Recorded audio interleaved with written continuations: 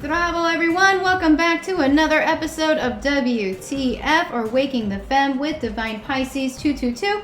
On today's episode, hey, it's okay. It's just your DNA. I will be talking to Jupiter 1111 as well as Susie from Akashic Reading and Healing about karma that is passed down through your bloodline. We're going to be discussing the Akashic Records as well as how to handle different types of trauma, how not to marginalize your trauma, and how best to overcome specific trauma that you might be facing in this particular lifetime, guys. So go ahead, strap in, and let's get this started. Dobro večer.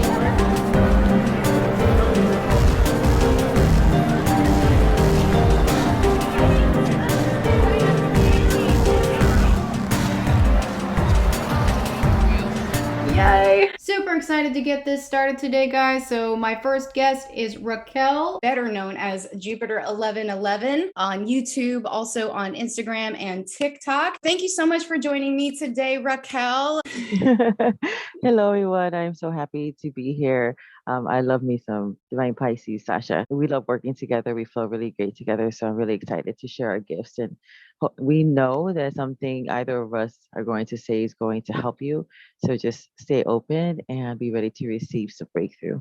Definitely. And first, Raquel, if you don't mind just explaining to the audience who don't maybe know who you are, how you started your mission, what brought you into where you are now, and what you actually provide, what kind of services you provide. Well, it started a few years ago. I was led to start watching tarot on YouTube, and that was kind of outside of my grooming. I've been told a lot of things about tarot, but I don't listen. So I'm logically intuitive. So I've learned to just like kind of go with like these inspired ideas. And so I was doing that for a little while. And I love that I can say things like this in this space and you don't think it's weird. So I heard open up your own YouTube channel and I was like, okay. And that was like toward the end of March. I was like, what am I going to call it? And I heard Jupiter 1111. And I said, Jupiter, like the planet? So I was like, okay. Or the god, whatever. Or the god, right? So I'm like, okay. And I hadn't known about 1111, so that made a little bit more sense. But the Jupiter part, I find out later, is actually like the planet of expansion and wealth and abundance. And that's actually the core of what I teach. So then I had Jupiter 1111. Jupiter is also the planet of your spouse, the husband. And that's another thing that I train a lot of people on is how to release some of the trauma bonding, the ideas around who you think your person is, and really just opening yourself up to an appointed one, to a true love experience. And so I do a variety thing. I am an ordained prophet and teacher. So I use those giftings of the three clairs. I'm clairaudient, claircognizant, and clairvoyant. So I do, clearings for people, chakra work. I'm also an intuitive business strategist. So I help people with their business. They usually come to me for one thing, but it's a whole approach. So I call it the 4 pillars of life: health, wealth, love, and perfect self-expression. And depending on whatever it is they need, when the main thing in their life is kind of like taken care of, every other area gets cleared. It's just because everything's connected. So I do a variety of things using both, some practical, logical business things. I also do hypnotherapy and stuff like that. But I also use the fun woo-woo things of like tarot and, and channeling and all the other things in order to give people some clarity and some breakthrough in their life. Because when people come to us, they're already in a very pressed place and they need some instant gratification of like, I just need to breathe. And so I'm able to just create that space so they can breathe and then also give them some coaching on how to keep it, because that's a lot of things times what we see in these spaces is that people can, connect with somebody and they'll get a breakthrough through a clearing, a tarot reading, anything like that. But then they can't keep the ground that they've just broken through. And so I also give them some resources to keep the ground so they're not going backwards. Yeah, that's good because, also in this space, in this time, in the spiritual community, there are a lot of people out there that do prey on vulnerabilities. And I talked about that in my last episode. You have to be very, very careful who you're seeking help from, because there are people out there that will just help you out for the moment, maybe symptomatically help you out for the moment, maybe tell you exactly what you want to hear and what you're paying them to say, but they don't actually offer any sort of lasting results. So it's nice to find people in the spiritual community who are actually wanting to help people. It's like what I say, eventually I want my clients to not need me anymore. Eventually I want my clients to be like, oh yeah, I got this, or I help them through whatever stage they were supposed to come to me for, and then they move on to whoever's helping them through the next phase. So, it's nice to find kindred spirits there. And so guys, if you want to connect with Raquel, how can people connect with you? The best way is to go to risewithjupiter.com. And then there's a tab that says start here. And it has all like the things that people are normally coming to me for assistance in or support in. So that's like the best place to go. But there's so many things, including there's a page for free resources. You don't have to give me your email or opt in. Just go ahead and help yourself. There's all kinds of juicy things in there that you can get started. Awesome. And I can personally test my first service that I ever got from Raquel. She actually helped me with my third eye, and I got a clearing for my third eye. And immediately after that, I started my YouTube channel. I also started like hearing, oh, you got to start a YouTube channel. I was like, oh no, I don't want to do that. And then I was like, no, you have to. And then I was like, crap, well, I guess I'm doing this. And then there you go. Boom. Divine Pisces 222 was born. But yeah, I definitely want to hop right into this topic here. And I really want to focus on the fact that just because your trauma is different from somebody else's trauma does not make it any less traumatic for you. I think we kind of run into this dangerous place where we actually end up judging our trauma versus somebody else's trauma. And so therefore, it's like we marginalize our own trauma, or we get into this rut where people are like, well, your experience is not nearly as bad as my experience. So your trauma doesn't matter according to my trauma, so on and so forth. And we actually have created like this whole culture, even just in the world. If you look at the world right now, it's like there are certain types of victims that are more important than other types of victims. And I'm like, well, you don't want to be a victim. That's the whole point. You don't want to be a victim. But when you marginalize your trauma and think, oh, well, what I went through is not nearly as bad as what so-and-so went through, it doesn't actually make that particular experience any less traumatic for you. So I definitely want to talk a little bit about that, how the energy can be the same, even if the experience itself, even if the situation itself is different, but how we actually link that to current timeline and past timelines, and how certain traumas from current timelines can actually trigger past timeline trauma. So if you don't mind, just maybe explaining a little bit about your experience, especially in your adult life with trauma, and what it triggered going back to either previous timelines or inner child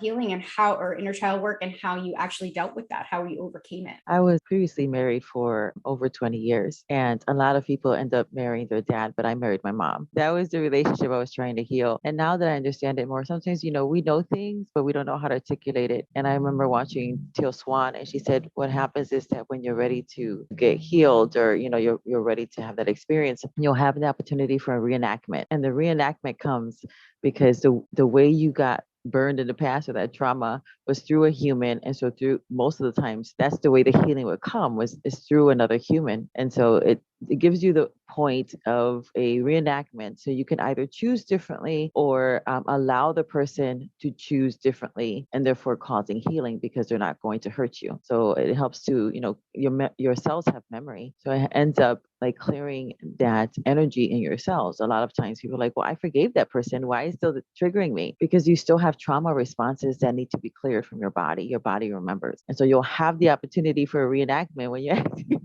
asking for healing. Sometimes many until you get it. And so, it's understanding that you're going through cycles, not circles, because when you're self-aware and you're trying to do the healing work and you want to be free from these things, you'll have the opportunity for a reenactment, which opens up a new cycle. Now you can choose differently because you have better tools, because you have better understanding, or you are able to draw in somebody who is going to be a point of healing for you. They're loving you in the way that they should have been loved the first time. And then it's like, it starts to shed off some of those trauma responses organically. So when we see healing as the opportunity to do a reenactment so we can free ourselves, it becomes less scary too. So what happened to me was, I was married. I ended up marrying my mom, and this man, he passed away last year, but he loved me with a passion and love of 1,000 suns, but he didn't love himself. Because he didn't love himself, he couldn't love me properly. And I adored him, and I was completely in love with him. He was also 20 years older than me. So marrying somebody who's a different generation is like dating someone from a different race. You're like, they say things, and you're like, what are you talking about? Yeah, we were both the same race. We were both Puerto Rican, but he would say things, and I'm like, I don't know what you're talking about. They're just things that were fundamentally different. But in that experience, I kept on getting cut because I had a warped view of submission. Being Latin and growing up very, very Catholic before I kind of stepped away from that belief system, we were taught about only the first part, a part of the verse in the good book that says, wives submit to your husbands. But they forgot to tell the husbands the other part where the husbands are supposed to lay down their life as Christ laid down his life. right? So that part for submission was always beaten into us over and over and over again. And I also grew up around a lot of women who were abused by their husbands. And so in our house, we were the safe house. So they would come and they would run to our house. We would keep them safe. They would recharge. They would regroup. They would hide. And so growing up around, the confusion about what exactly is submission. And we are to submit to each other in love, but not to be a doormat. And so No there was a lot. submission. No, it's like submission without conditions, basically. Yes, basically, yeah. And there has to be conditions. And that was the way I was groomed, is like, yes, wives submit to their husbands. I was like, yeah, but husbands are supposed to treat us in such a way that we are adored and that we are taken care of and we are protected. And when female avatars get that protection and provision and that adoration, our natural response is to submit.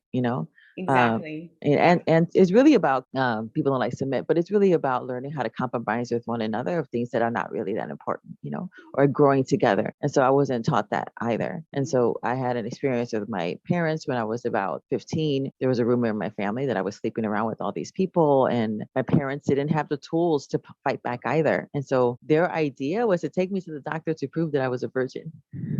Right. Okay. And that was such a traumatic event for me, because up to that point, I just felt loved and really protected and secure because my parents loved me and my sister so much. And it was very, very evident of how they always protected us and loved us. And then you have this moment where, because I was so different and I'm outgoing and I'm a double people person, and a lot of my family members, to them, I wasn't Latin enough because I was very articulate as a child, and would come up with all these concepts. So I was like a little adult. Right. And, they were not. And because of that, there was probably a lot of jealousy. And there was one of my favorite aunts being very jealous of my mom because my father is like the epitome of a husband. Everybody wants to marry somebody like my dad. Even I did. And thankfully, like the person I'm with now is like my father. And everybody wants to be like the wife to him because he's just like basically the perfect man. And so my turns out that it was my favorite aunt who started the rumor. And then my other aunt started like chit-chatting, like, yeah, she's so friendly. Boys are all around her. Well, boys are all around me because the girls didn't want to play with me. Right. So, I mean, girl, and look, I can tell you, I can relate. I was always friends with the boys because girls didn't like me. Right. The girls didn't want anything to do with me. And even when I was like 13 years old, I was very gawky. And, I was a girl that all the boys felt safe with because there was zero interest in me. Exactly. Yeah, exactly. They were Like, not interested in I don't me. care. Yeah, they're like, oh, she's just a boy with fun girl parts, like, but we're not interested. And so that was very traumatic for me. And I remember going to the doctor and being in steroids for the first time, not for a gynae check, but to check to see if I was a virgin. And then that was the way my mother decided to shut everybody up. So it's funny because I always blame my mother, but never my father for that. Because I'm like, he just went along with you. But that was like a really bad decision. So I remember a few years later, we're having a conversation about it. My mom's like, I don't know why you're so upset about that. And I was like, you don't understand. That's not only about loyalty, but I go, you made me go through to the doctor because you didn't believe me because my word was not enough. And I always felt like I wasn't enough growing up. My mother is a perfectionist. I always said in her past life, she must have been in the military. And it wasn't until later, our relationship isn't great, but it isn't bad. Now she's gone through getting some help and having a therapist, and that really helped her. But she went through a lot of traumatic events. And so looking back now, getting the whole arc of the story, because she went through so many traumatic events, and because I was a double people person, I was so secure that, if strangers as a baby would put their arms out, I would just run to them. I would jump in their arms and hug them, I was always talking to strangers, and then a couple times my mother noticed that there were couples who wanted to kidnap me. We were at the grocery store and she can hear them saying, that's the one, we're going to take her. And my mom, and because I was so open and secure with people, I had no fear of people. So it was in her effort because of all the things.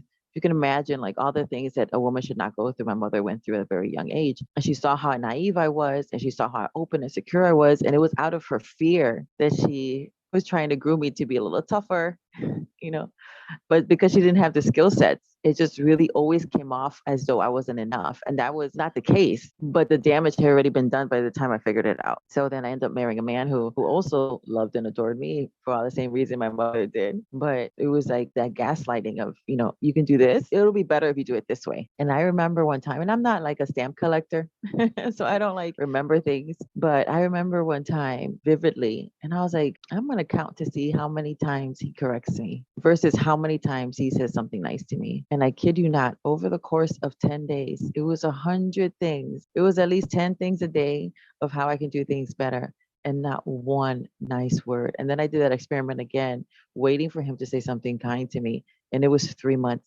later. And so that was kind of like Wow. the pressure I was under, like nothing I did was good enough. And it was his way of being a critical thinker, of trying to help me. But because he didn't know how to deliver it, it just came out like swords instead of something that was actually helpful. Exactly. Yeah. And so that really, because of that, made me feel less than all the time. Like I can never do anything well. I can never do anything well enough, even though I was successful and I was at the top of my game at work. I had gone beyond what anybody thought I was going to do. I was a global supervisor for the #1 PR firm in the world, independent at that time. And so I tried to kill myself 4 times. And it wasn't like I thought about killing myself. I was in the process of killing myself when I was stopped those 4 times supernaturally. So I had all this pressure. And then it just came to the point of what really started turning things around was the last time I tried to kill myself. And I had an open vision. I was going to be a thoughtful jumper. So I was like, oh, I need to get to the roof and then jump from the roof. And then I was trying to figure out, where do I jump so I don't land on anybody? Oh I my don't want to kill God. them.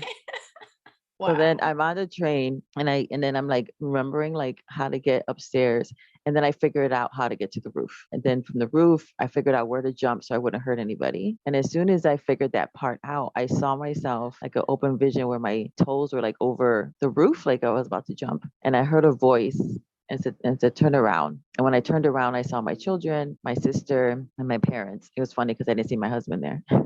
I Right. saw them and I heard a voice, and the voice said, you can jump and you'll be with me, but they will never recover. It's like, you have a choice to make. They will never recover if you do this. And I just started crying on the train, and I said, okay, I won't.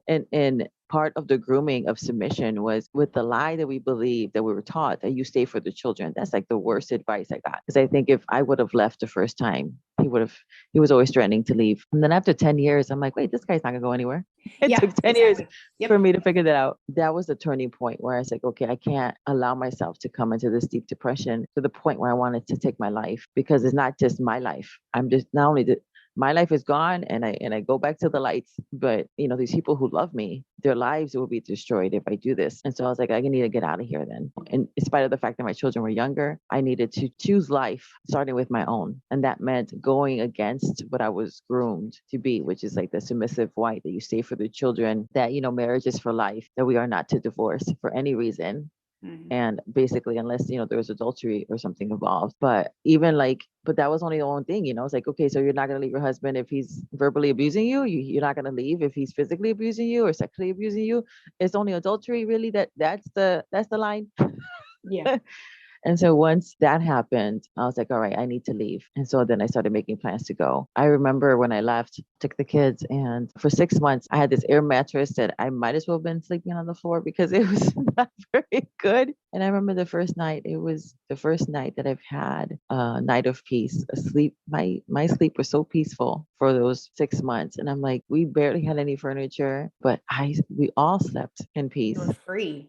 I was finally free. But I had to recognize that my life was not my own, and that people who love me, wanted me to be happy. And I remember when I left, we had a party. There was a party for one of my aunts, her 50th wedding anniversary. And I had my aunts coming up to me and grabbing my hands. And they're like, I'm glad that you left. I'm so proud of you that you escaped, because they did not. They were still in those marriages. So just by doing that thing, they knew, even though I wasn't physically abused, it was a lot of emotional abuse. Again, it's this person who loves but doesn't know how to love. And so they can only love to the capacity of how they love themselves. And because he was so critical in himself, that's the way his words came out. And it didn't even start until after we were married. So there was like really no sides.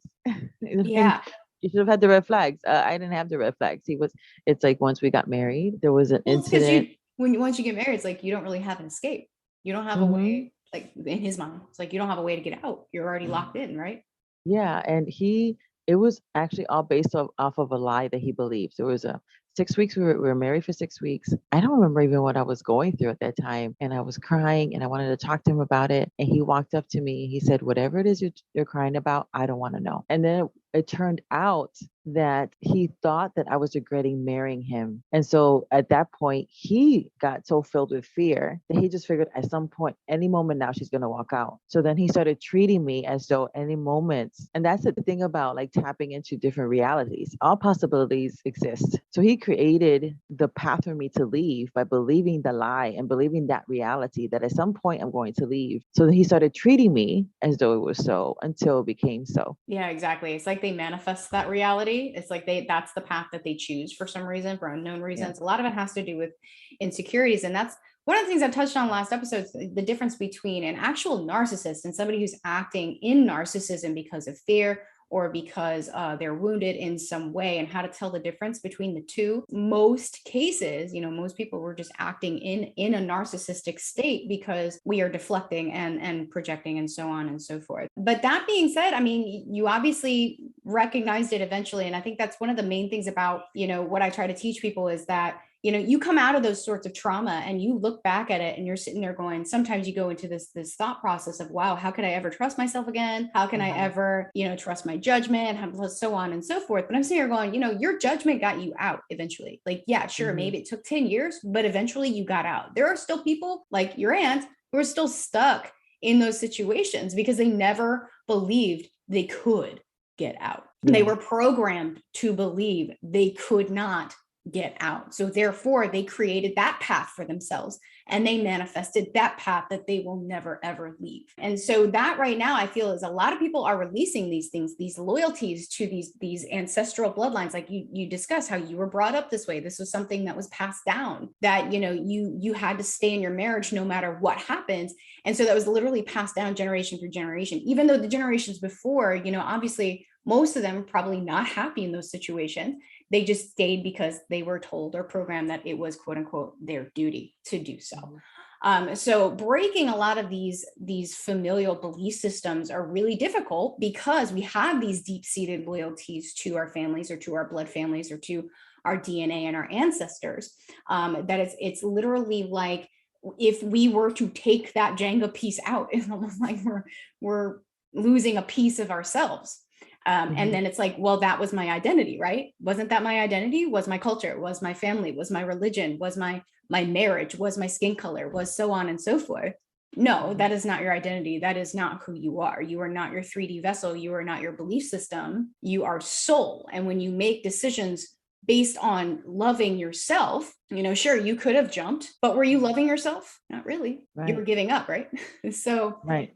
So the reason we're talking about this today is so, those of you who maybe believe that your trauma is not as quote unquote traumatic as someone else's, you might relate to the story. I know I do. And there are a lot of things that I relate to in this story, like a lot. And to the point where I feel like Jupiter and I were kind of on the same path for a really long time, maybe not together, but if you relate to this story, you understand, but in the same energy, you may have gone through something completely different, but you can relate to the thought process. You can relate to the energy. You can relate to the negative thoughts and the belief systems and things that you felt you were tied to where you felt like you needed to be in a situation, feeling like you didn't have help or you couldn't get out or you didn't have support. So when your aunts came up to you after you left and were like, I'm so glad you left. I mean, I assume you were probably pretty surprised by that. Yeah, I was like, I wanted to cry because they had tears in their eyes and it was just a whisper. Like they leaned in, held my hands and like was whispering into my face because they could not articulate it loud enough for anybody else to hear that, because then they would question. And in this particular one, I remember the party because I was like, why am I here? Because they're talking about, this couple's together for 50 years, but I knew that was one of my uncles who used to beat the crap out of my aunt. And they're talking about how loving their relationship is. And I'm looking at my sister and she's like, don't say a word. Yeah. It's that like, illusion, it's that the whole illusion and the whole, it was just so, I'm like, yeah, well, he stopped beating her because he couldn't chase her anymore, right? Because he couldn't catch her. He got too old. I'm sorry. So I'm like, yeah. I mean, it sounds funny. I'm laughing because I'm like, well, he doesn't hit her anymore. I was like, because he can't catch her. Can't catch her anymore. I guess my point is to that is like those of you who are afraid that your family won't support you, who are afraid that you don't have people who would support you if you were to go that route, just listening to that, being like, yeah, I was surprised because I was taught to believe this is what you're supposed to do. But you have people who are around you who are probably afraid of breaking that mold too. And it's almost, okay, we talk about this a lot, about the domino effect, how like you making one move in a certain direction will change someone else's trajectory, because that's what you're designed to do. In a lot of cases, we can be the leader, but in a lot of cases we are also the follower. So it's like, how many of you have ever seen somebody do something and you're like, wow, I wish I could do that, and then it sparked some sort of, oh my god, I can do that, and then you just went and did it, right? It's the same thing.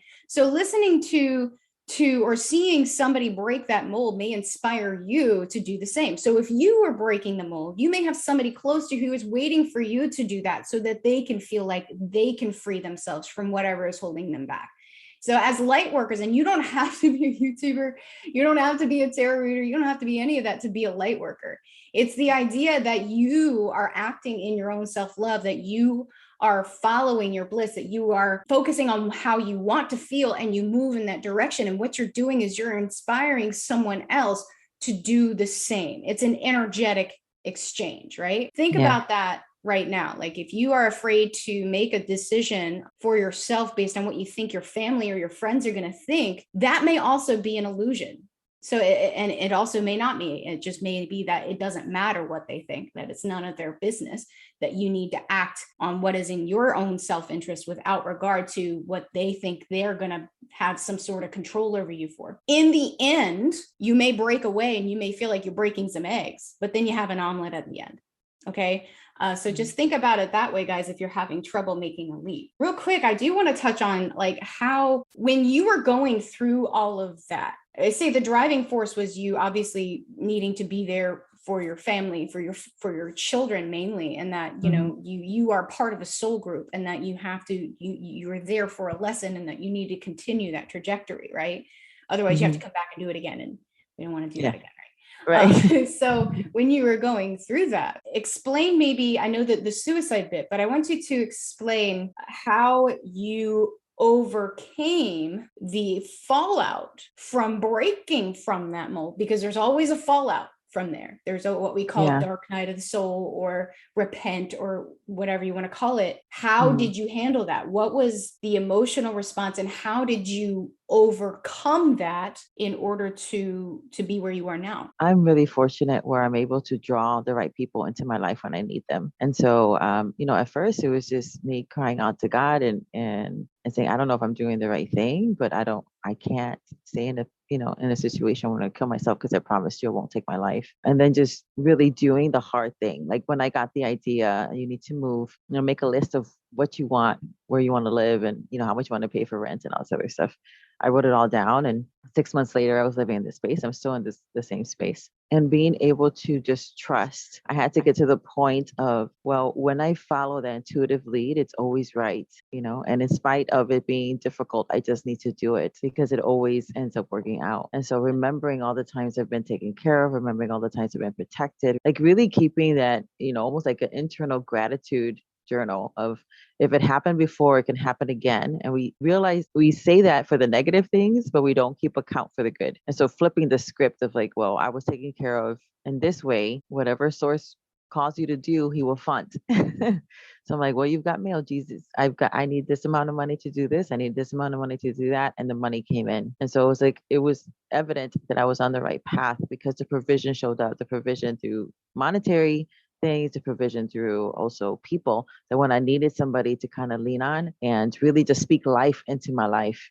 I had a couple of people. My sister was always one of them. And again, like we were talking about earlier about the reenactments, I did have a reenactment with a mentor of mine, and she was like a mom figure. And out of her jealousy and her controlling of how she wanted me to act and be and who I can play in the sandbox with, we ended up having a falling out. And the falling out, she took down my business for like 2 months.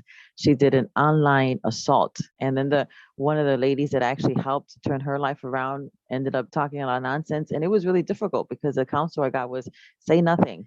And so the next day I was like still doing my tarot, like nothing's happening, like it wasn't affecting me. And I was bawling my eyes out. It ruined the trajectory of my business. And then because I was so emotionally attached to her, the betrayal was so deep. And then after a few weeks, people were like, okay, we haven't heard Jupiter say anything bad about anybody. And it took people a few weeks to realize, wait, I don't think the stories are true because she's not retaliating. Jupiter's the divine one here.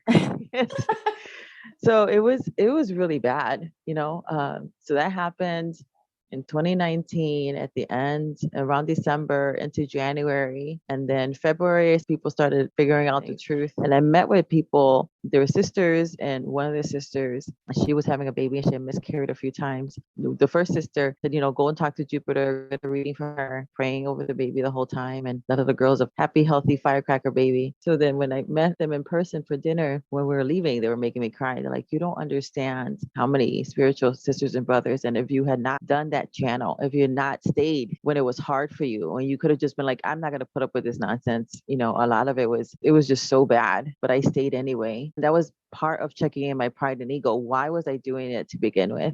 And I knew that people needed to hear what I had to say. And that really helped me because then every time I wanted to give up, somebody would say, you changed my life. And that's what I'm saying. Like, when you're on the right path, you always get the signs and you will get vocalized, information from people who you changed their lives. I know. I mean, I remember all of that. And it was difficult to watch, but I remember thinking, Jupiter's going to get through this because she's in the light, right? And it's kind of one of those things, again, when you go back to, feeling like you don't have any support, you feel like everybody's against you. You feel like everything's being pulled away from you. But then you have people come in who are like, no, you know what? I believe in you. Like, this is all crap. We know this is crap. So it's like this, guys, when you're going through a dark period, whatever it may be. And again, don't marginalize your reaction to things. You don't marginalize your trauma. Don't let somebody make you feel like you're overreacting, because that's a really famous tactic for narcissists, especially if they're abusing you. They're going to make you think you're overreacting to their abuse. And anybody who comes at you, oh, you shouldn't be crying about that. You're crying over spilt milk. You're making a mountain out of a molehill, so on and so forth. But it's legitimately either traumatic or emotionally affecting you. But just know that we all go through stuff. And there are times in my life when I did this, not kidding, the other day, I woke up crying because I'm like, my life has never been easy. And throughout my life, and like even my adult life, it was just like bully after bully after bully, reenactment after reenactment after reenactment. And every single time it would trigger that response. And then I was just sitting here going, I got to man up. I got to get over this. And eventually I realized I just need to accept and legitimize my own trauma. I need to stop letting people outside of me dictate what is traumatic to me. Everyone has something they need to overcome. But in closing, is there anything else you want to say to anybody who may be going through something right now? What advice can you give? Yeah. Usually it's in the area of your gifting is where you're going to get the most attacked in. So then, if you're a fiercely loyal person, there are people who will be drawn to you who will be fiercely disloyal. And it's a hard lesson of learning how to discern, asking the right questions. And really it's a test of unconditional love. Really part of it is because you're choosing it, and you're choosing it because you've been traumatized. And we recognize that. And we're like, you don't have to be alone anymore. Come and join us. Come and talk to us. Be part of our community of people who are really just trying to love each other, through our differences, and respect and honor one another, and come and be healed, because we need you free so that you can do what you've been created to do. Mm-hmm. Exactly. Beautifully said. Couldn't have said it better. But yeah, so guys, again, like if you feel that you need to talk to anybody, if you want a safe space, I know Jupiter is a great one to reach out to. Also, I do free consultations. Come talk to me. Let's see what we can do. There are people out there that just they do want to help. They don't want to take advantage of you. They just want to help, because the more of us that are ascended, the more of us that are awakened, the more of us who are on the light path, the better off we all are. And so that's what I know my mission is right now, is to help steer people onto the path of light. I know Jupiter's mission has been that for a while, even though it evolves quite a bit. It's just like the goal is always the same, is to bring people to the path of light. and to release them, like baby bird fly, Yeah. release them so they don't need us anymore, basically. So, but yeah, thank you so much for coming on, Raquel. I really appreciate you. And hopefully we can do this again sometime, maybe talk about a different subject, but I really appreciate you coming on. Thanks so much. Yes, it was lovely. Thank you. And thank you all for listening. We appreciate you. I want to take a couple of moments to go ahead and officially announce my 6-week group intensive program, guys. I'm really excited about this. I've really shifted gears more towards narcissism abuse and helping people to release those things so they can actually manifest union with their person. But like everything else, union really does start from within. So what I did was I developed my 6-week solution to manifesting union. What this 6-week program is designed to do is teach you what I did to overcome my self-sabotage, my self-limiting belief, overcome my trauma so that I could actually manifest in my abundance, my financial freedom, and of course, ultimately, union with my person. This program also is designed to give you personal attention as well as the community and group support, which is necessary to achieve real and long-lasting soul transformation. Every person who signs up for this program will get 2 live sessions with me. So you get the personal support. You also get a personalized experience because everybody's trauma is different. Everybody handles trauma differently, and everyone has a different way to release that trauma. So if you sign up by Black Friday, which is next Friday, you will also get a bonus hour-long coaching session with me. I actually have people tell me I'm undercharging for this. Something like this really should be over $2,000 per person, but I'm not going to do that. I want to help as many people as I possibly can. Since I started taking on one-on-one clients, I can actually already see their transformation. Some of the people I've been working with have only been working with me for a week or 2. So I know what I'm doing is working. If you have any questions about that, you can go check out testimonials on my website, or I'm also going to link the information for this program down in my description box, so you can go check that out there as well. All right, so my next guest is Susie with Akashic Reading and Healing. Thank you so much, Susie, for joining me today. I really wanted to start off by just you explaining a little bit about who you are, what you do, how you got started, maybe explaining a little bit about what the Akashic Records are to those who are a little unfamiliar with it. Yeah, sure. Thank you for having me on. So basically, I'll start with what the Akashic Records are, then I'll go into kind of who I am. The Akashic Records is very much like a Google for the soul. It is soul level truth. If you want to know anything about soul, your soul's journey, soul's trauma, you go to your Akashic Records. So everybody can access their Akashic Records. There's just different methodologies that people use. So I am an Akashic Records reader. I also do healing in the Akashic Records, and I'm just launching for next year, teaching people how to dig into their own Akashic Records, because the good thing about the Akashic Records is it can help you in every aspect of your life, whether it's your relationships, your business, whatever it is you want to know. You go into your records and you get really good quality soul level truth from the masters, teachers and loved ones, higher self. It all comes through, and you can always guarantee that it's coming through with unconditional love and your best interests at heart. So it's a really good place for people to be able to go and tap into, especially if they're on the spiritual journey and they're trying to kind of wade through all the information. It's a good place to have to go and tune into yourself. So I found the records about 4 years ago. Well, I say I found the records, they found me. They always find people. I have so many clients who come to me and they say, I've never heard of the records. And then all of a sudden, Akashic Records is everywhere. So they found me like they find everybody else. And I spent quite a lot of time understanding my own records, which I think is very important for people when they're starting out. So you can kind of navigate through. The Akashic Records is very much a quantum level experience. So it can be quite disorientating when you first go in, but it's a great process. So I delved into my own, and then I was called to start reading for other people. So I've been doing that for about 2 years now. I've read tens of thousands of people's records, and then I've done Akashic healing and activations and things in there as well. So it's been a crazy roller coaster ride, but it's an amazing experience, and it's a great thing to be able to share with people how the how the records work, how they can use them, because it's all well and good having this kind of like esoteric spiritual knowledge, but it's how do we then put that into practice in this life? Like,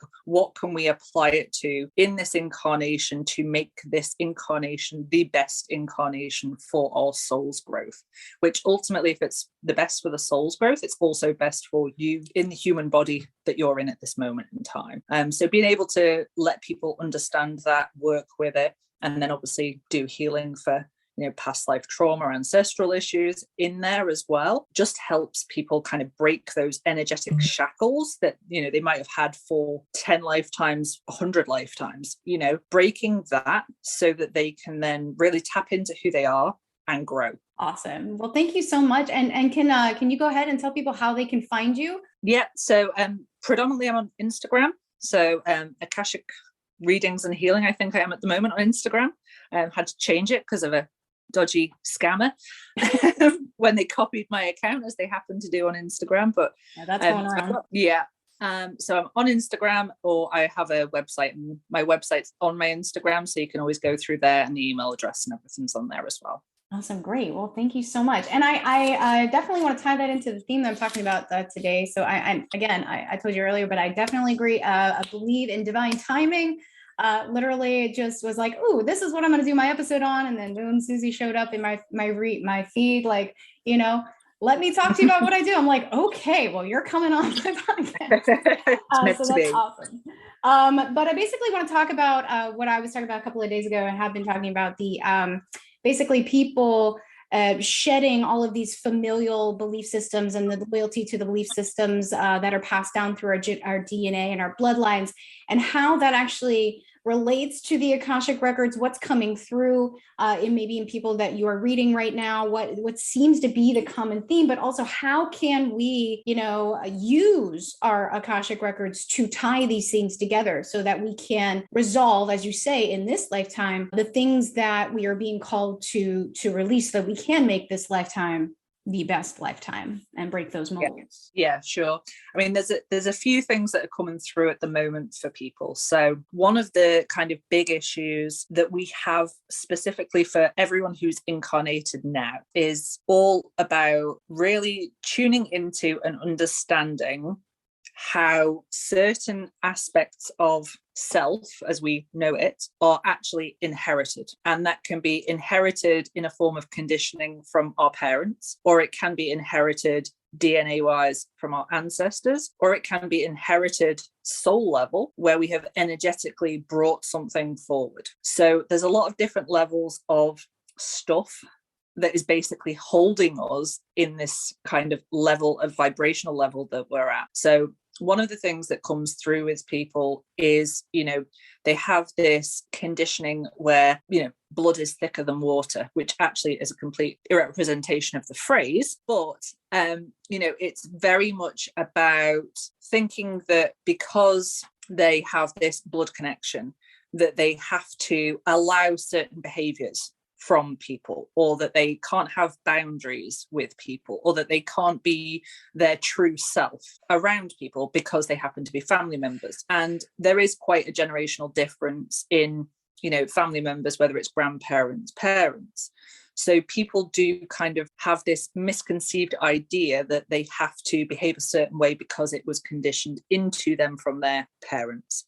And very much being in the records, they're able to understand their soul truth, and then understand whether or not that resonates with the soul, with the truth of the other person, wherever they're at. Because oftentimes we have souls come through who are actually older souls than, say, their parents. So they're further along on their spiritual journey. And then they're very much in a position to understand and unconditionally love the parent, grandparent, whoever it is, but also be able to understand that it's just where they're at on their journey, that they don't have to live their life based on the conditioning that they received in this incarnation. So being able to see their soul level truth is very important. Then we also have ancestral issues. And ancestral issues is a big one because it is encoded in the DNA. You know, you kind of can't get around what your ancestors have done in respect of it's going to energetically affect you. But because the Akashic Records go into kind of quantum level, you're very much able to go in and understand what that ancestral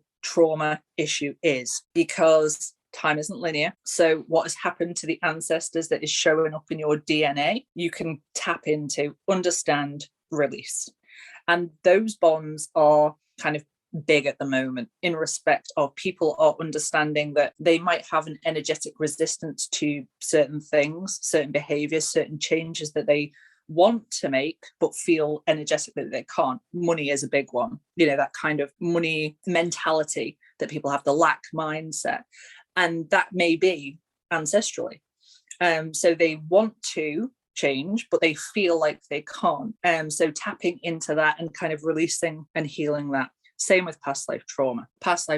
Your body, your soul goes through something in a past life. Time is, as you know, quantum. So energetically, your soul is experiencing that trauma in this incarnation. Again, people have different kind of reactions to this, and they'll say, well, in respect to this, I feel this, but nothing has happened in this lifetime. I don't understand where this block is. I don't understand what is stopping me moving forward.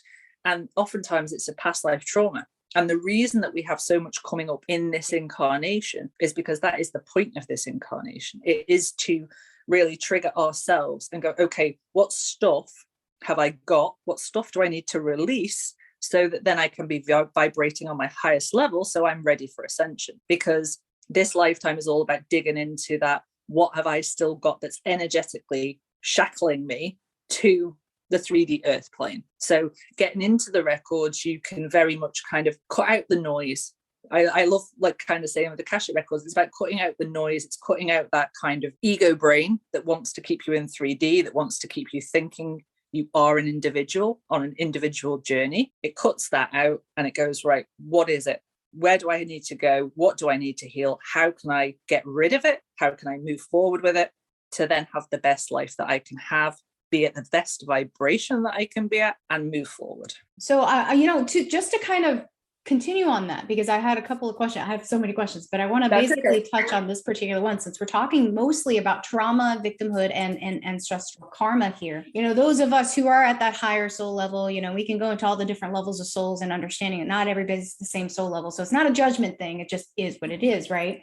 But those of us who are in this lifetime, experiencing all of these things, just as an example, if you have a client who's experienced high levels of what would be considered major trauma. Now, I don't marginalize trauma. Everybody experiences trauma differently and everybody's experience is different. So your trauma may not be as highly horrible, quote unquote, as somebody else's, but you still feel it on that level. But let's say somebody who's gone through sexual abuse as a child from their parents, or physical abuse from their parents, or have experienced these high level trauma events, getting that person to recognize, what it is they're experiencing here and why they're experiencing is very difficult. And also helping them to release the victim mentality that they have of, I didn't deserve this. Why am I doing this? So on and so forth. How can the Akashic Records help someone like that? Yeah, the first thing, and actually I think the hardest thing that people have to release in those types of instances, it's not the events, it's that holding on to the victim mentality, and it's kind of being defined by it. My life has gone bad because of this, or, and it's that whole mentality of feeling like they have no control over everything because that is how they felt then. So when you dig into it from the Akashic perspective, they are able to understand that no matter how bad the trauma, and I come across people who have awful trauma, and I'm not diminishing it in any way, no matter how bad that trauma is, we choose with every incarnation the lessons that we want to learn in that incarnation. And if we've chosen something that's that bad, we have to use it as a way to grow. And when we go into the Akashics, the things that always come through from, their higher self and their guides is like drill down to what is it you are getting out of being stuck in victimhood, being stuck in victim mentality, because there is always something. There's a comfort. there's a safety, there's a, some form of association. They're stuck because they want to be stuck ultimately. And then you have to get with, can I look to a life where I'm no longer a victim? What does that life look like? And if they can break that part, if they can break the victimhood part, and if they can understand that, the perpetrators of the horrendous acts towards them were acting because of whatever they were holding on to, wherever their soul was at, whatever their soul lessons are, if they can do that, they can move forward, and they can move forward and grow in beautiful ways. But it's very much, they have to release that attachment, which is what it is, attachment to victimhood, and leave that behind to then be able to heal. Because you won't heal if you're getting something from living in the victim mindset and the victimhood, the poor me mentality. And, as you said, we're not diminishing in any way, shape or form the levels of trauma that people go through, but it is very much seeing it from the quantum perspective. When you are choosing your incarnation, you are not in the kind of crazy emotional roller coaster that we have on 3D. You are purely choosing the lessons that your soul needs to go through to be able to get to the next level of ascension. And you don't think of the emotional consequences because that's not relevant. Your soul is just choosing lessons. It's choosing how it can best grow. And it's often the older souls who are choosing the harder and harder lessons, because if it's your first time around, you're going to pick the easy lessons. So it's very much the older souls who pick those harder lessons. And then when they can see that actually there was a lesson in it, because people are quite happy to have the good lessons. It's the bad lessons, the ones that really trigger us and make us look at ourselves and go, what is it that I get out of this? Those are the harder lessons, but the harder lessons are the biggest for the growth. Yeah. And they're the ones that are going to kind of catapult you into the next levels of vibrational frequency. So it helps in that way. And, for them to be able to understand that, firstly, they chose the lesson, as horrendous as it sounds. That's, we choose our lessons, we choose our parents, we choose all of that. And then them being able to see that the kind of anger that they hold on to is very much, it's holding them down, it's stopping them being able to grow. And forgiveness is never about the other person, it's always about them. Exactly. Yes. It's about releasing those lower vibrations of anger and hate, and releasing those from yourself. That's what forgiveness is for. So it really helps kind of cut through against the noise. It's, I know some of these things that happen to people are horrendous and terrible, and I'm not diminishing it, but you have to get to a point where, what can I learn from it, and how can I grow from it, and how can I use those lessons that I have experienced to then maybe help other people through similar situations. There's always a purpose to the lesson. Right. Instead of perpetuating the cycle, which happens a lot, like you see this a lot, in people who were abused as children. A lot of times they end up becoming the abuser, but you really have, you say two choices, but you have an option. You have a choice. Yeah. You can either perpetuate the cycle and keep it going, or you can end the cycle now. And that's your choice. And those are the lessons that you're basically faced with. So on that topic, it's like, basically putting it in perspective, being like, okay, well, yeah, these horrible things happened to me, and accepting that these things happened and not putting excuses to them. That's not what we're doing here. We're not condoning the abuse. Yep. We're just saying this person had their own issues, their own demons they were dealing with. You just happened to be there, right? Yep. But learning how to forgive those people is not the same as condoning the action. Absolutely. So, absolutely. It's totally different. You're not going to condone low vibrational behavior like that. You're never going to say, well, I align with that. That's my truth. But what are you getting from not forgiving? Exactly. Yep. You're only holding yourself back. You're only holding your vibration low. So, that's why you forgive. It's not about saying, I think that they were right, or, because you wouldn't, but it's just letting that energy, like, why expend your energy, your precious life energy, on hate and anger, going outwards to that situation, those people, when you could be transferring inwards for healing, growth, transmuting the energy. Exactly. Transmute the energy. Yes, exactly. So yeah, I always say that it's like holding on to animosity and And anger and hate is like drinking poison and waiting for the other person to die. The forgiveness is not for that person. That person may not even know you forgive them, and that does not matter. So, and I say that a lot, and you know, putting things in perspective really does help with the victim mentality, because you know, it's this idea that, you know what, there are certain things I'm not going to align with. I'm not going to allow in my sphere anymore, that I don't align with those things. And so I am releasing these things. I am no longer a victim. I am a survivor. Right. That's the transition that you make. And it's going from survivor to thriver. Exactly. You know, not just battling through each day. It's then going to thriving. But, you know, it's very much, you know, it's connected to kind of the inner child work that people have to do. And we do that in the Akashics as well, because inner child is root chakra and root chakra trauma. And, you know, a lot of it is this kind of helplessness that the child in that type of a situation feels, and the anger that child feels. And when you can tune in and transmute it, then you can move to forgiveness. So it's understanding the steps and processes of what your energetic body needs to heal, what it needs to let go of, what it needs to release, to then, you know, allow you to be free. Awesome. Okay, so I'm going to just move right along. It actually leads right into my next question about, you know, we were talking about the different choices that you have and the different options that you have and opportunities and so on and so forth. So the Akashic Records themselves, are they ever changing? Are they set in stone? Is it that you have certain paths that you walk and then it's written as you go? Explain a little bit kind of how those things, if they can be altered, like we were talking about collapsing a timeline when you quantum leap, things like that. Do those affect the Akashic Records? And if so, you know, how? Okay, so there's certain things in your Akashic Records, as in, well, as I said before, you know, you've picked your parents. So that's something that is kind of fixed, but your Akashic Records change with every single decision you make. This is why we don't look into futures in Akashics, because even though the Akashic is quantum, so it has everything past, it has everything present, it has everything future in it. You don't look to the future in the Akashics, because that is based on free will, which is a big thing in the Akashics. You have free will, every decision you make, but it's also based on the decisions that you take today change your Akashic Records.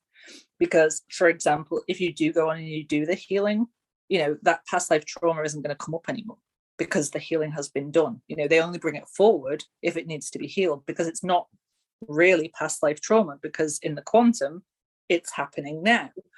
So it's always about understanding that every action you take and every decision you make has a knock-on effect, but you can change every aspect of it. Now, when it comes to collapsing timelines, you can jump timelines as much as you want in your Akashic Records, because every timeline is possible to, you can go forwards, you can go backwards, you can go into parallel dimensions, you know, you can go wherever you want, because it's all there. You know, when you get to the quantum, as you know, when you get to the quantum level, time, this construct of the 3D, is completely irrelevant. And the Akashic is very much, you know, it's quantum infinity. So it's, you don't affect it by doing anything like that, because ultimately that's a choice that you've taken. And, you know, a lot of people say to me, you know, I don't feel like I'm on my path, or I'm not kind of on my purpose, or I'm not aligned with my soul purpose.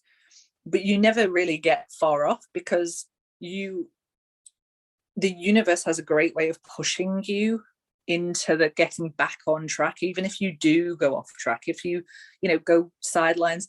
But if you've gone on the sidelines, there's a reason why you went on those sidelines, because you had lessons to learn, or you needed to experience something to then move back. So, you know, it's all about understanding that wherever you're at, you can change. And wherever you're at, you're the one who has that conscious decision ability to then be able to align with the vibrational future that you want to be aligned with, rather than thinking, well, I'm just going to sit back and let life happen to me. Exactly. So it's like, and I talk about this a lot, you know, it's kind of like the choose your adventure books, you know, where you go down a path and you're like, oh God, this ended badly. Let me go back to where I chose and then go back. It's kind of like that. It's like, oh gosh, this is a dead end. So let me just find my way back to the path I'm supposed to be on, and let's just keep going. Exactly. So that being said, I want to just briefly talk about, you know, the split, you know, happening and moving into next year with the flip. as it were. Yeah. But talking about the split and where it is in the Akashic Records, just as far as the worldview goes, like everything that's happening is like how we repeat history and cycles, specific cycles that have repeated throughout humanity, which have to do mainly with domination and control, obviously, but they're talking about right now with the split that's happening in this window of opportunity, basically, where you get to pick, okay, it's a split, which path are you going to go?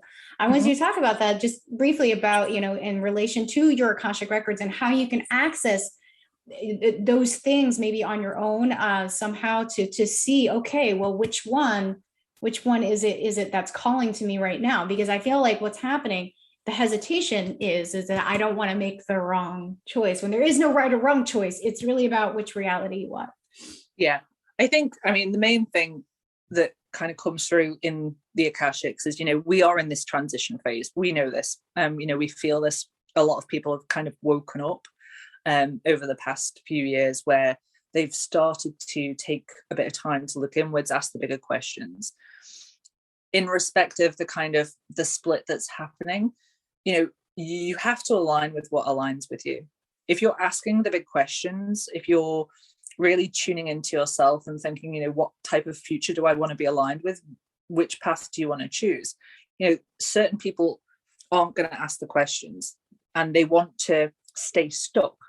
And there's nothing wrong with that. And this isn't coming from a place of judgment. That's just where their soul is at on their particular journey, their soul's journey.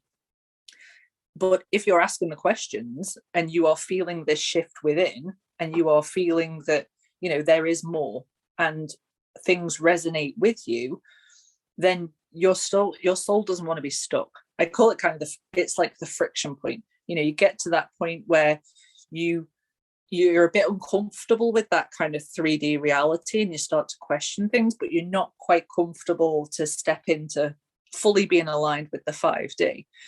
But when you understand and when you experience 5D and what can happen and the higher vibrations, obviously, and when you start experiencing the quantum and the power within the quantum, you wouldn't want to go back. But it's just actually taken those first little baby steps into the quantum, the higher vibrations, and going, okay, how do I feel? And it's very much heart-led, as we talked about before, being heart or head. It's very much about being in alignment with the heart, which is the soul, and understanding that, does it feel right? Do I feel right to be resonating from a place of unconditional love, in alignment with everything I want to be aligned with, manifesting at my highest capabilities? Or do I want to be stuck? And that's where the split is. And, I think with the people who are, younger souls, they're not as far on in their spiritual journey. They're not even getting to friction point. They don't ask the questions. They want to keep the world as they think it was. And that's, they're going to kind of dig their heels in there and stay stuck. And this is why when people say, they have a partner or a family member and they're like, they just don't see it. They don't understand what I see. They don't understand how I feel, that, my soul truth now is different to theirs. That, you have to understand that there's just certain people who aren't going to see it in this lifetime. It's not their path for this lifetime. But if you are asking the questions and you are aligning with it, then it's for you in this lifetime. And also, just to reiterate, those of us, who are awakened to that and have those experiences, people, and we all have this. We all have people that we're close with that we don't resonate with anymore because they can't understand what we're going through. They aren't designed to go through that in this lifetime, and that's okay. But just understanding you can't save those who aren't ready to be saved. You cannot make someone see something they don't want to see. In order to know, a man has to want to know. And those people at this point in their soul journey are not ready to see those things. So understanding that you can't take everyone with you. You can't take everyone with you is an important part. And you're not supposed to, because, every soul has to go through lessons and they have to go through growth, and it has to be a soul-led growth. It can't be imposed from outside, because then it's not inner work and it's not inner growth. You know, you can say things to trigger people, you can show people the way, but they might not get it in this incarnation, they might not get it for the next 5 incarnations, but at some point their soul will resonate with it. Mm-hmm. So it's just acknowledging that you can unconditionally love those people, and you can understand where they're at, and you can understand that they are at where they are in their soul's growth, but it's not your job to save that person. There's no saving of anybody in this process. You can steer, you can help people kind of understand, but you know, it's not about saving people, it's about helping people wake up, and then they go inwards and they save themselves. Exactly. So you save yourself, and it's the whole idea of sovereignty, personal sovereignty, and you have your sovereignty, everybody else has their sovereignty. They make their own choices and they're responsible for that. And that's where true freedom is taking full responsibility of yourself. And that's scary for some people. Some people are not there yet, but understanding that you can still love those people. There is no judgment with that. It's just that it is what it is. But it's also, I liken it to trying to change the external to, you know, to change the internal. Obviously it's backwards. It's like looking at a house that's dilapidated on the outside might be beautiful on the inside, but changing the outside of the house doesn't mean the inside is beautiful. Which one do you live in? You live on the inside, you don't live on the outside. So working, it's always inside out work, but knowing that you can't change someone from the outside, they have to change themselves on the inside, and they have to want to do that. Exactly. And that's it. They have to feel called to, and they have to have that questioning, that knowing that their soul has to be at that stage where it's ready to go into the next level, because it's some people just aren't there in their soul's growth, and that's okay. It is what it is. And maybe you'll see them in the next lifetime, maybe you won't, it just depends, right? Exactly. Awesome. Well, thank you so much for joining me, Susie. I really appreciate it. And in closing, I just a couple minutes, just your thoughts, you know, anything else you feel like called to say right now to the people who might be listening, maybe people who are ready to see but aren't really quite sure what to do next, you know, or how to access those records so that they can, you know, change the reality because they don't like where they're at right now. Yeah, I think there's a couple of things. I think the main thing is really kind of tune into yourself. That's the biggest thing. You can read as many books as you want, you can look up as much as you want, you can listen to as many podcasts as you want, but if you aren't doing the tuning into yourself, you're not going to know what you resonate with. And some things will resonate with you now and some things won't. And just because something doesn't resonate with you doesn't mean it's not true. Your soul just might not be ready to resonate with that. So really kind of go easy on yourself, be kind to yourself where you're at in your journey, and just understand that it is a journey. It's a process. The spiritual awakening is a process. You know, it's something that you go through, you grow, you learn all of the time. And I think the other thing is for people not to be too worried. You know, people are, this division, this split is causing a lot of fear, and fear is a very low vibration. And if you are in the place of fear and you're resonating with that fear, you're not going to be able to get your level up. So always try to kind of do things that allow you to be at the higher vibrational frequencies. You know, do things where you can act from love, joy, compassion. You know, do things where it's very much about service, whether, you know, service to others as much as you possibly can, because that will help to put you onto the right vibration. If you are going kind of down the rabbit holes and getting drawn into the fear and the negativity, then you are going to attract more things to you, which allow you to feel fear and negativity, because all the universe does is match your vibration. So if you're vibrating at fear and anger, it's going to send you more to vibrate at fear and anger. If you're vibrating at love, joy, compassion, it's going to send you more for that. Okay. So I think, you know, everyone needs to understand that their soul chose this time. They chose to incarnate at this time to go through this period. Because I know there's a lot of people going, God, why did I choose to try to have fun on the way? You know, enjoy the ride, because it's, people can take life too seriously. Yeah. And when I do people's records, their guides always have the best senses of humor, because they're, you know, it's like, God, you've got like 100 years maybe in this body, like have fun, enjoy, you know, everything doesn't have to be so goddamn serious. Yeah, but that's the thing, is like, you know, as a human vessel, it's like you have all these emotions, you know, you have all these things to navigate, and that's one of the reasons why I laugh at everything. Like, it's really transmutation. It's the whole idea that, you know, I don't want to live in a reality where I'm always scared. You know, it's well, no, because there's no benefit to it, and there's no emotion that stays forever. You're not going to be happy and joyous forever, but you're not going to be angry, sad, and scared forever. You know, that's the whole point of transmutation. Just go, okay, I feel it. How do I move it through? Next. And then you get lighter and lighter as you go along. Yeah, exactly.